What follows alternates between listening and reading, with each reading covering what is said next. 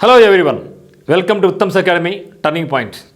ఈ వీడియోలో మనం అత్యంత ముఖ్యమైనటువంటి బై క్యామరల్ అంటే ద్విసభ అమల్లో ఉన్న రాష్ట్రాలు ఎన్ని ఉన్నాయి, వాటి పేర్లు ఏ విధంగా సులభంగా గుర్తుపెట్టుకోవాలి, అసలు యూనిక్ కెమెరాలు అంటే ఏమి, బై కెమెరాలు అంటే ఏమి, మరి ఈ యొక్క బై కెమెరాల్లో దేనికి ఇంపార్టెన్స్ ఉంటుంది, ఇవన్నీ కూడా చాలా సింపుల్ కోడింగ్ విధానంలో మీ కొరకు అందిస్తున్నాం. చాలా జాగ్రత్తగా గమనించండి. మరి ఇది చూడబోయే ముందుగా ఆ యొక్క రాష్ట్రాలు ఎన్ని ఉన్నాయి, వాటి ఎట్లా గుర్తుపెట్టుకోవాలి అని చూడబోయే ముందుగా ఫస్ట్ ఆఫ్ ఆల్ దీని యొక్క కంటెంట్ ఒకసారి చూద్దాం. సో మనకు యూనిక్ కెమెరల్ స్టేట్స్ అని కొన్ని ఉన్నాయి, బై కెమెరల్ స్టేట్స్ అని కొన్ని ఉన్నాయి. అందులో ముఖ్యంగా మన ఆంధ్రప్రదేశ్ వచ్చేసి మనకు బై కెమెరల్, తెలంగాణ కూడా బై కెమెరలే. మరి తమిళనాడు మన పక్క నుండి తమిళనాడు వచ్చేసి యూనిక్ కెమెరల్. మరి అసలు ఏంటి అసలు ఇవి అని చూసినట్టయితే సెంట్రల్ పరంగా చూసినట్టయితే మనం సెంట్రల్ పరంగా మనకు అది బై కెమెరల్. ఎందుకంటే మనకు లోక్సభ ఉంది, రాజ్యసభ ఉంది. సో లోక్సభ అనేది దీన్ని మనం ఏమంటామంటే దిగువ సభ అంటాం, అంటే లోయర్ హౌస్ అంటాం. సో రాజ్యసభను మనం అప్పర్ హౌస్ అంటాం. సో పేరుకేమో రాజ్యసభ అనేది అప్పర్ హౌస్ అయినప్పటికీ దీనికి పవర్స్ చాలా తక్కువ ఉంటాయి. లోక్సభ అనేది మనకు దిగువ సభ అంటే లోయర్ హౌస్ అయినప్పటికీ పవర్ చాలా ఎక్కువ ఉంటాయి. ఎందుకు ఈ విధంగా ఉంటుందంటే లోక్సభలో ఉన్నటువంటి ఎంపీలను ప్రజలు డైరెక్ట్గా ఎన్నుకుంటారు, ప్రత్యక్ష విధానంలో ఎన్నుకోవడం జరుగుతుంది. కానీ అదే రాజ్యసభలో ఈ యొక్క మెంబర్స్ను ఎంపీ అంటే మెంబర్ ఆఫ్ పార్లమెంట్ రాజ్యసభ వాళ్ళను మనం డైరెక్ట్గా ఎన్నుకోం. అందువల్ల ఇది though it is upper house, so powers are very less అన్నమాట. మరి చూస్తే ఇక్కడ అదే స్టేట్లో చూసినట్టయితే మనకు ఎమ్మెల్యే అని ఎమ్మెల్సీ అని బాగా అర్థం ఉంటుంది. మన ఆంధ్ర తెలంగాణ వాళ్ళకు ఎమ్మెల్యే అంటే ఎవరు, ఎమ్మెల్సీ మనం చూస్తుంటాం. ఎమ్మెల్యే ఎలక్షన్స్, ఎమ్మెల్సీ ఎలక్షన్స్ చూస్తూ ఉంటాం. ఇక్కడ ఎమ్మెల్యే అండ్ ఎమ్మెల్సీ ఇక్కడ ఏ స్టేట్ అయితే మనకు ఎమ్మెల్యే అండ్ ఎమ్మెల్సీ ఉంటుందో వాటి మనం బై క్యామరల్ స్టేట్స్ అనడం జరుగుతుంది. చూస్తే ఇక్కడ సెంట్రల్కు ఒకసారి స్టేట్ ఒకసారి చూసినట్టయితే మరి సెంట్రల్ పరంగా చూస్తే మనకు అప్పర్ హౌస్ ఏది అంటే రాజ్యసభ. పేరుకేమి అప్పర్ హౌస్ కానీ పవర్స్ తక్కువ ఉంటాయని చెప్పడం జరిగింది. మరి అదేవిధంగా స్టేట్ పరంగా అయితే అప్పర్ హౌస్ అనేది దేని అంటామంటే మనం స్టేట్ లెజిస్లేటివ్ కౌన్సిల్ అంటాం. స్టేట్ లెజిస్లేటివ్ కౌన్సిల్ లేకుంటే విధాన పరిషత్ అంటాం జరుగుతుంది. స్టేట్ లెజిస్లేటివ్ కౌన్సిల్ లేకుంటే విధానసభ, దీన్ని మనం ఏమంటామంటే సింపుల్గా ఎంఎల్సీ అంటాం, మెంబర్ ఆఫ్ లెజిస్లేటివ్ కౌన్సిల్ అంటాం అనమాట. మరి లోయర్ హౌస్ ఉంటుంది, సెంట్రల్ పరంగా మనకు లోయర్ హౌస్ ఉంటుంది, that is called Lok Sabha. So Lok Sabha.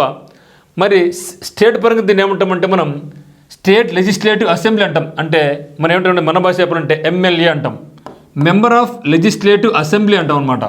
దీన్ని మనం విధానసభ అని కూడా అనడం జరుగుతుంది.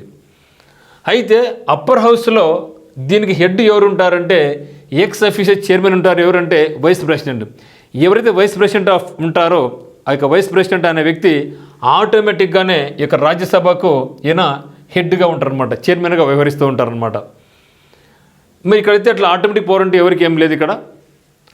మరి ఇక్కడ ఎమ్మెల్సీ అని మెంబర్ ఆఫ్ లెజిస్లేటివ్ కౌన్సిల్ అనేదాన్ని మనం విధానసభ అని, విధాన పరిషత్ అని, లేదా స్టేట్ లెజిస్లేటివ్ కౌన్సిల్ అనడం జరుగుతుంది. మరి లోయర్ హౌస్ను మన స్టేట్లో ఏమంటామంటే స్టేట్ లెజిస్లేటివ్ అసెంబ్లీ అంటాం. దాన్ని మనం ఎమ్మెల్యే అంటే మెంబర్ ఆఫ్ లెజిస్లేటివ్ అసెంబ్లీ అంటాం, లేకుంటే విధానసభ అనడం కూడా జరుగుతుంది అనమాట. సో ఇది అయితే ఇక్కడ రాజ్యసభ అనేది మనకు పర్మనెంట్గా ఉంటుంది. అదేవిధంగా స్టేట్లో కూడా మనకు ఎమ్మెల్సీ అనేది పర్మనెంట్, కానీ దీన్ని అబాలిష్ చేయవచ్చు. కానీ రాజ్యసభను మనం అబాలిష్ కూడా చేయలేం. ఇది టోటల్గా పర్మనెంట్గా ఉంటుంది అనమాట. రాజ్యసభ అనేది పర్మనెంట్ హౌస్ అనమాట. కానీ ఎమ్మెల్సీ లేకుంటే విధాన పరిషత్ అనేది మనకు శాశ్వత సభనే, కానీ దీన్ని రద్దు చేయడం కుదరదు. రద్దు చేయలేం, కానీ దీన్ని అబాలిష్ అయితే చేయొచ్చు. ఇది మన ఆంధ్రప్రదేశ్లో జరిగిందనమాట. ఒకసారి ఏర్పాటు చేసుకోవడం జరిగింది, తర్వాత అబాలిష్ చేశాం, మళ్ళీ ఏర్పాటు చేసుకోవడం కూడా జరిగింది. మన ఆంధ్రప్రదేశ్లో ఈ విధంగా ఉందన్నమాట. అయితే రాజ్యసభకైనా సరే ఎమ్మెల్సీ అంటే విధాన పరిషత్కైనా సరే దీర్ఘకాల పరిధి వచ్చేసి 6 సంవత్సరాలు అనమాట. కానీ ప్రతి 2 ఏళ్ళకి ఒకసారి, ప్రతి 2 years ఒకసారి 1/3 మెంబర్స్ రిటైర్ అవుతూ ఉంటారు. ఆ ప్లేస్లో కొత్త వాళ్ళు వస్తూ ఉంటారు అనమాట. 6 ఏళ్ళు కదా. సో 6 ఏళ్ళు కాబట్టి 1/3 1/3 1/3 3/3 3 అట్లా అనమాట. సో కాబట్టి ప్రతి 2 సంవత్సరాలు ఒకసారి ఏమవుతారంటే 1/3 సభ్యులు పదవి విరమణ అంటే రిటైర్మెంట్ జరుగుతూ ఉంటుంది. ఎట్లా ఇక్కడ రాజ్యసభలో అయితేనేమి లేదా మనకు ఎమ్మెల్సీ పరంగా అయితేనేమి ప్రతి 2 సంవత్సరాలు ఒకసారి 1/3 మెంబర్స్ రిటైర్మెంట్ అవుతూ ఉంటారు, అంటే పదవి విరమణ పొందుతూ ఉంటారు. ఆ ప్లేస్లో కొత్త వాళ్ళు వస్తూ ఉంటారు. ఇది రొటేషన్ ప్రక్రియ అనమాట. సో మనం గుర్తుంచుకోవాల్సింది ఏమంటే ఎమ్మెల్సీ అనేది మనకు శాశ్వత సభనే, కానీ రద్దు చేయడం కుదరదు కానీ అబ్బారీ చేయవచ్చు. ఎట్లా అబ్బారీ చేస్తామంటే స్టేట్ ఎమ్మెల్యేలు సెంట్రల్కి మాత్రం పవర్ ఉంటుంది అనమాట. సెంట్రల్ లోక్సభకు పర్మిషన్ ఉంటుంది కాబట్టి అక్కడికి రెఫర్ చేయాలన్నమాట వీళ్ళు. Okay, the tradition of bicameral legislator in India comes from Britain. ఇది చాలా ఇంపార్టెంట్. ఈ యొక్క బై కెమెరా అంటే ద్విసభ విధానాన్ని మనం ఎక్కడి నుంచి మనం కాపీ కొట్టడం జరిగింది అంటే కాపీ కొట్టింది ఎక్కడి నుంచి అంటే బ్రిటన్ రాజ్యాంగం నుంచి కాపీ కొట్టడం జరిగింది. Okay, the tradition of bicameral legislator in India comes from Britain అనమాట. The parliament can create or abolish a legislative council in a state. అంటే స్టేట్లో ఉన్నటువంటి ఈ యొక్క ఎమ్మెల్సీ విధానసభను పార్లమెంట్ మాత్రం క్రియేట్ చేయగలదు, దాన్ని అబాలిష్ చేయగలదు అనమాట. ఎట్లా? If the state's legislative assembly supports the proposal. First proposal పంపించాలన్నమాట. మా స్టేట్లో ఇది మాకు వద్దు, మనకు అనవసరంగా ఉంది, దీనిలో వేస్ట్ డబ్బులు ఖర్చు అవుతుంది అని వాళ్ళు పంపిస్తే అప్పుడు పార్లమెంట్ అనేది అక్కడ చట్టం తెస్తుందన్నమాట. చట్టం తెచ్చినప్పుడు మాత్రమే దాన్ని అబాలిష్ చేసే హక్కు ఉంటుందన్నమాట. అయితే మన దేశంలో కేంద్ర స్థాయిలో ద్విసభ విధానాన్ని ప్రవేశపెట్టడం జరిగింది. కేంద్రంలో అయితే మాత్రం కంపల్సరీగా ఉంటుంది, కానీ స్టేట్లో వచ్చేసేది ఆప్షనల్ అనమాట. ఓకే, కానీ రాష్ట్ర స్థాయిలో ద్విసభ విధానాన్ని ఐచ్ఛిక అంశంగా నిర్ణయించారు. సో ఐచ్ఛిక అంశం అంటే పెట్టుకుంటే పెట్టుకోవచ్చు, లేదంటే వద్దనుకోవచ్చు, బట్ నాట్ కంపల్సరీ. కానీ సెంట్రల్ అయితే మాత్రం కంపల్సరీ. ఎంపీ రాజ్యసభ ఉంటుంది, ఎంపీ లోక్సభ ఉంటుంది. కానీ స్టేట్లో అయితే మాత్రం ఎమ్మెల్యే అయితే కంపల్సరీ, కానీ ఎమ్మెల్సీ అనేది ఐచ్ఛికం అంటే ఆప్షనల్ అనమాట. పెట్టుకోవచ్చు లేదంటే తీసేసుకోవచ్చు. మన ఆంధ్రలో చూసినట్టయితే ఆంధ్రప్రదేశ్లో మొట్టమొదటిసారిగా 1957లో ఈ యొక్క విధాన పరిషత్ ఏర్పాటు కావడం జరిగింది. ఇప్పుడు 1957లో. అయితే 1985లో అప్పుడు ముఖ్యమంత్రి అయినటువంటి ఎన్టీ రామారావు గారు ఈ యొక్క విధాన పరిషత్తును రద్దు చేశారు. తర్వాత కాలంలో 2005 సంవత్సరంలో డాక్టర్ వైఎస్ రాజశేఖర రెడ్డి గారు ముఖ్యమంత్రి అయిన సందర్భంలో ఆయన దాన్ని సెంట్రల్కు మాకు అబాలిష్ చేయమండి, మాకు రద్దు చేయమని నాకు వద్దని చెప్పడం జరిగింది. సో అప్పుడు 2007 సంవత్సరం నుంచి ఇది అంటే అప్పుడు తిరిగి వైఎస్ఆర్ గారు పునరుద్ధరించారు. అంటే ఫస్ట్ ఎన్టీ రామారావు గారు 1957లో ఉన్నింది, 1985లో ఎన్టీ రామారావు గారు రద్దు చేశారు. తర్వాత వచ్చినటువంటి వైఎస్ రాజశేఖర 2005 సంవత్సరంలో తిరిగి దీన్ని పునరుద్ధరించారు. ఇప్పుడు 2005లో అయితే 2007 నుంచి ఇది అమల్లోకి వచ్చింది. ఇది ఇంకా కంటిన్యూ అవుతూ ఉంది.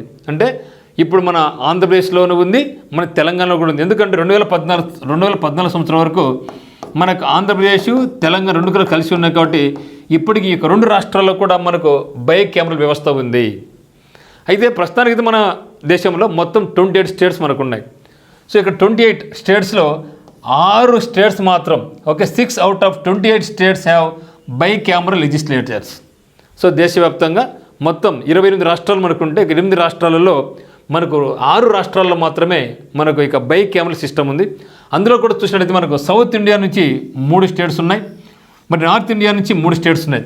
సో ఇది గుర్తుపెట్టుకుంటారు కదా. ఇక్కడనే మీకు ఒక కోడ్ చెప్పడం జరుగుతుంది. చాలా చాలా జాగ్రత్తగా గమనించండి. చాలా సింపుల్ కోడ్. ఎందుకంటే ఎగ్జామినేషన్స్లో వస్తూ ఉంటే మనం మర్చిపోతూ ఉంటాం, కన్ఫ్యూజ్ అవుతూ ఉంటాం, బయటకు వచ్చి ఇబ్బంది పడుతూ అబ్బా అయ్యో మిస్ అయిపోయింది రా స్వామి అనుకుంటూ ఉంటాం అనమాట. సో ఆ యొక్క డౌట్ఫుల్ లేకోకుండా మీకు క్లియర్ కట్గా మీకు సింపుల్ విధానంలో మీకు చెప్పడం జరుగుతుంది. మీకు చాలా జాగ్రత్తగా గమనించండి. అయితే చూసినట్లయితే మనకు ఇక నార్త్ ఇండియా నుంచి మొత్తం 3 స్టేట్లలో మనకు బై కెమెరా సిస్టమ్ ఉంది. ఈ 3 స్టేట్లు కూడా చూసినట్లయితే మనకు లోక్సభ రాజ్యసభ స్థానాలు ఎక్కువ ఉండే రాష్ట్రాలు ఈ 2 కూడా. అందులో చూస్తే మనకు ఉత్తరప్రదేశ్ లోక్సభ స్థానాలు 80 ఉన్నాయి, 80. తర్వాత బీహార్, పక్కన నుండి బీహార్ ఉత్తరప్రదేశ్లో సగం ఉంటాయి, 40 లోక్సభ స్థానాలు ఉన్నాయి. తర్వాత మహారాష్ట్ర 48. అంటే మన దేశవ్యాప్తంగా చూస్తే హైయెస్ట్ లోక్సభ సీట్స్ ఎక్కడ ఉన్నాయంటే ఉత్తరప్రదేశ్, జనాభా కూడా ఎక్కువే. తర్వాత మనకు ఆర్థిక రాజధాని అనేటువంటి దీన్ని ఏమనుకుంటామంటే హైయెస్ట్ పాపులేటెడ్ కంట్రీ కదా, హైయెస్ట్ పాపులేషన్ స్టేట్ ఇది మనకు దేశంలోనే 20 కోట్ల జనాభా దగ్గర ఉందన్నమాట. సో కాబట్టి ఉత్తరప్రదేశ్ హైయెస్ట్ పాపులేషన్ ఉండే స్టేట్ ఒకటి. తర్వాత financial state, so financial capital of India మనకు ముంబై, మహారాష్ట్ర అక్కడ ఉంది. తర్వాత పక్కనే ఉత్తరప్రదేశ్ పక్కన ఉన్నటువంటి బీహార్. ఈ 3 రాష్ట్రాలలో నార్త్ ఇండియా స్టేట్స్ అనమాట. ఈ నార్త్ ఇండియా స్టేట్స్ 3 రాష్ట్రాల్లో కూడా మనకు ద్విసభా విధానం అంటే బై కెమెరా సిస్టమ్ అమల్లో ఉంది.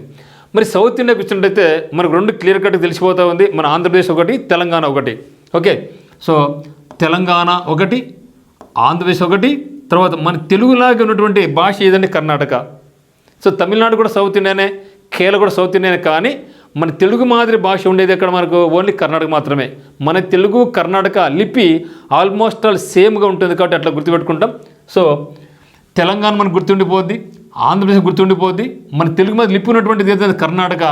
ఇక్కడ చూసినట్టయితే ఆంధ్రప్రదేశ్లో మొత్తం లోక్సభ స్థానాలు 25 ఉన్నాయి, తెలంగాణ 17, రెండు కలిపి 42. ఈ 42 దేనికి సమానం అంటే వెస్ట్ బెంగాల్లో ఉన్నటువంటి లోక్సభ స్థానాల సంఖ్యకు సమానం. వెస్ట్ బెంగాల్లోని లోక్సభ స్థానాల సంఖ్యకు సమానం అనమాట. అంటే వెస్ట్ బెంగాల్లో 42 ఉంటాయి, ఆంధ్రప్రదేశ్ ప్లస్ తెలంగాణ కలుపుకుంటే 42 ఉంటాయి అన్నమాట. మరి విడిపోయిన తర్వాత అవుట్ ఆఫ్ 42లో 17 లోక్సభ స్థానాలు వచ్చేసి తెలంగాణకు, 25 లోక్సభ స్థానాలు వచ్చేసి ఆంధ్రప్రదేశ్కి రావడం జరిగింది. ఇప్పుడు ఆంధ్రప్రదేశ్కి ఉన్నాయి 25. మరి 25 ఉన్నటువంటి ఇంకొక స్టేట్ ఏదంటే రాజస్థాన్. సో రాజస్థాన్ 25 ఉన్నాయి, మరియు ఆంధ్రప్రదేశ్కు 25 ఉన్నాయి. అయితే మన సౌత్ ఇండియాలో హైయెస్ట్ లోక్సభ సీట్స్ ఉన్న రాష్ట్రం ఏదంటే తమిళనాడు అనమాట. సో మొత్తం 39 సీట్లు ఉన్నాయి మొత్తం. అంటే బీహార్ కంటే ఒక్క లోక్సభ స్థానం తక్కువ. బీహార్ 40 ఉన్నాయి, తమిళనాడులో 39 ఉన్నాయన్నమాట. సో ఇది అయితే ఈ యొక్క 6 స్టేట్స్ ఎటు గుర్తుపెట్టుకోవాలి చూద్దాం ఒకసారి. ఎం అంటే మహారాష్ట్ర, బి అంటే బీహార్, యు అంటే ఉత్తరప్రదేశ్, టీ అంటే తెలంగాణ, ఏ అంటే ఆంధ్రప్రదేశ్, కే అంటే కర్ణాటక. ఇక 6 స్టేట్స్ తప్ప మిగతా 22 రాష్ట్రాల్లో కూడా మనకు ఉండేది ఏమంటే యూనికామరల్ సిస్టమ్, అంటే ఏక సభ విధానం అమల్లో ఉందన్నమాట. అయితే మనకు ఈ 6 కాకోకుండా 2019కి ముందు మనకేముందంటే 6 + 1 7 ఉన్నాయన్నమాట. అది కూడా ఏదంటే జమ్మూ కాశ్మీర్. సో జమ్మూ కాశ్మీర్ ఏమైంది మనకు తెలుసు, ఆర్టికల్ 370 రద్దు చేయడం జరిగింది ఇప్పుడు ఉన్నటువంటి India government. So the Jammu Kashmir legislative council was abolished in 2019 when the state was reorganized into the union territories of Jammu Kashmir and Ladakh. అంటే జమ్మూ కాశ్మీర్ అనే రాష్ట్రాన్ని 2 యూనియన్ టెరిటరీస్గా డివైడ్ చేయడం జరిగింది. ఒకటి జమ్మూ కాశ్మీర్, ఒకటి లడాక్. అప్పుడు ఏమైందంటే ఈ యొక్క బైకామరల్ సిస్టమ్ అనేది ఏమైందంటే మనకు అబాలిష్ చేయడం జరిగింది సెంట్రల్ గవర్నమెంట్, ఆర్టికల్ 370 రద్దయింది కాబట్టి. సో కాబట్టి 7 రాష్ట్రాల్లో జమ్మూ కాశ్మీర్ వెళ్ళిపోయింది కాబట్టి మనకు ప్రశ్న ఉండేదని 6 మాత్రం మనకు ఉన్నాయన్నమాట. మరి దీన్ని ఎట్లా గుర్తుపెట్టుకోవాలా, దీనికోసం మీరు వెయిట్ చేస్తున్నారు. చాలా సింపుల్ విధానంలో ఇక్కడ నేను నేర్పిస్తాను. ఎంబీయూటీఏకే. సార్ ఇదేంటి సార్, ఇది ఇట్లా గుర్తుపెట్టుకోని అవసరం లేదు మిత్రం. ఇంకా చూడండి సింపుల్గా చెప్తా. సో ఎంబీయూ అంటే ఏమండి మోహన్ బాబు యూనివర్సిటీని గుర్తుపెట్టుకోండి. సో మోహన్ బాబు యూనివర్సిటీ ఇటీవల కాలంలో మోహన్ బాబు ఫ్యామిలీ అందరూ తెలిసిందే. సో ఓపెన్గా ఫాదర్ సన్స్ ఆస్తుల కోసం తగాదా పడ్డారు. సో అట్లా చూసుకుంటే మనకి ఎంబీయూ మోహన్ బాబు యూనివర్సిటీ ఎక్కడ ఉంది మనకు తిరుపతి జిల్లాలో ఉందన్నమాట. మరి మోహన్ బాబుకు ఎక్కువ మాట్లాడే అలవాటు, ఎక్కువ మాట్లాడుతూ ఉంటాడు. అందుకనే విలేకరుల మీద దాడి చేయడం జరిగింది తనకు దురుస్తనం వల్ల. తర్వాత అతని మీద కేసు కూడా పడిందనమాట. అంటే మోహన్ బాబు గారు ఎక్కువ మాట్లాడతారు, టాకేటివ్ అని గుర్తుపెట్టుకుంటే సింపుల్గా అయిపోయింది. ఓకే, ఇక టాకేటివ్ అంటే ఏమంటే ఏమి మహారాష్ట్ర, బి అంటే ఏమి బీహార్, యు అంటే ఏమి ఉత్తరప్రదేశ్. ఇక్కడ మీకు కూడా రావు సార్ ఏమంటే ఓన్లీ మహారాష్ట్ర అయినా మధ్యప్రదేశ్ కూడా ఉంది కదా సార్ అని అనుకోవచ్చు. బి అంటే ఇక్కడ చెప్పినాం బీహార్ అని చెప్పినాం, యు అంటే ఉత్తరప్రదేశ్ అని చెప్పడం జరిగింది. ఇక్కడ ఏమంటే ఇక్కడ మనం ఏం చేయాలంటే ఎం అంటే ఇక్కడ మహారాష్ట్ర. ఎందుకంటే ఏం చెప్పినాం హైయెస్ట్ లోక్సభ సీట్స్ ఉన్నటువంటి ఈ 3 రాష్ట్రాలే. హైయెస్ట్ లోక్సభ సీట్స్ ఈ 3 రాష్ట్రాలు కూడా అట్లా గుర్తుపెట్టుకుంటే ఒకటి Maharashtra financial capital of India, తర్వాత బీహార్ హైయెస్ట్ పాపులేటెడ్ స్టేట్ వచ్చేసి ఉత్తరప్రదేశ్. ఈ 3 టాకేటివ్ మోహన్ బాబు గారు ఎక్కువ మాట్లాడతారు. టాక్ ఎల్ ఎత్తేసాయి టీఏకే టాక్ అని గుర్తుపెట్టుకుంటే టీ అంటే తెలంగాణ, ఏ అంటే ఆంధ్రప్రదేశ్, కే అంటే కర్ణాటక. ఎట్లా గుర్తుపెట్టుకోవాలి ఈ 3 టీఏకేని ఎట్లా గుర్తుపెట్టుకోవాలి ఈ 3 కూడా తెలుగు లిపి దగ్గరగా. అంటే ఆల్రెడీ తెలంగాణ ఆంధ్రప్రదేశ్ తెలుగులో మాట్లాడుకుంటాం, తెలుగు లిపి ఉంది. కానీ కర్ణాటక కూడా తెలుగు లిపి లాగానే ఉంది కాబట్టి కర్ణాటక గుర్తుపెట్టుకుంటే సింపుల్గా మనం మొత్తం మన దేశంలో 28 స్టేట్స్లలో 6 రాష్ట్రాలలో ద్విసభ విధానం అమలులో ఉంది. అంటే బైకామరల్ సిస్టమ్ అమల్లో ఉందన్నమాట. ఈ యొక్క 6 రాష్ట్రాలు కూడా 3 రాష్ట్రాలు వచ్చేసి ఉత్తర భారతదేశం, 3 రాష్ట్రాలు వచ్చేసి దక్షిణ భారతదేశం. సో దక్షిణ భారతదేశంలో కూడా ఏంటి తెలుగు లిపి దగ్గర గుర్తుపెట్టుకుంటే ఆంధ్రప్రదేశ్ తెలుగు లిపి ఉంది, తెలంగాణలో తెలుగు లిపి ఉంది, కర్ణాటక కూడా అది కన్నడ లిపి అయినప్పటికీ తెలుగు మాదిరి ఉంటుంది అని గుర్తుపెట్టుకుంటే టీఏకే. నెక్స్ట్ ఏంది ఎంబీయూ మోహన్ బాబు అని గుర్తుపెట్టు, మోహన్ బాబు యూనివర్సిటీ గుర్తుపెట్టుకుంటే ఎం అంటే మహారాష్ట్ర, బి అంటే బీహార్, యు అంటే ఉత్తరప్రదేశ్. ఈ విధంగా సింపుల్గా నేర్చుకుంటే మీరు ఎప్పటికి కూడా మర్చిపోలేరు మిత్రమా. సో దీనికి సంబంధించి మీ కోర్స్ కావాల్సి ఉంటే మీరు ఏదైనా రైల్వే ఎగ్జామ్స్ ప్రిపేర్ అవుతున్నా, హైకోర్టు ఎగ్జామ్స్ ప్రిపేర్ అవుతున్నా, లేదంటే ఎస్ఎస్సి ఎగ్జామ్స్ ప్రిపేర్ అవుతున్నట్టయితే మన దగ్గర కోర్స్ అనేది ఉత్తమ్ సెకండ్ యాప్లో కోర్స్ అనేది ఉందన్నమాట అందుబాటులో. ఈ విధంగా మీకు చాలా సింపుల్ కోడింగ్ విధానంలో మీకు నేర్పించడం జరుగుతుందన్నమాట. So online course for court exams, railway exams, SSC ఎగ్జామ్స్కు. సో కింద డిస్క్రిప్షన్ లింక్ ఉంది, ఉత్తమ్ అకాడమీ లింక్ ఉందన్నమాట. ఇక్కడ మీకు కోర్టు పరంగా సంబంధించి English language, general knowledge, reasoning ability, 100+ mark exams, bit bank ఉంది, AP special geography, special current అఫైర్స్తో పాటుగా మెంటర్షిప్ ప్రోగ్రామ్ ఉంది, వీడియోస్ ఉన్నాయి, పీడిఎఫ్ ఉంది, అన్నీ కూడా మీకు అందుబాటులో ఉంటాయి. సో దీని యొక్క కాస్ట్ వచ్చేసి 1,999 అయితే మాత్రం ప్రజెంట్ ఆఫర్లో ఓన్లీ కేవలం 999 మాత్రం ఉందన్నమాట. సో 12 months వ్యాలిడిటీ ఉంటుందన్నమాట. సో మీకు ఏమైనా డౌట్స్ ఉంటే మనకి నెంబర్ 8688080808 మీకు కాల్ చేయండి.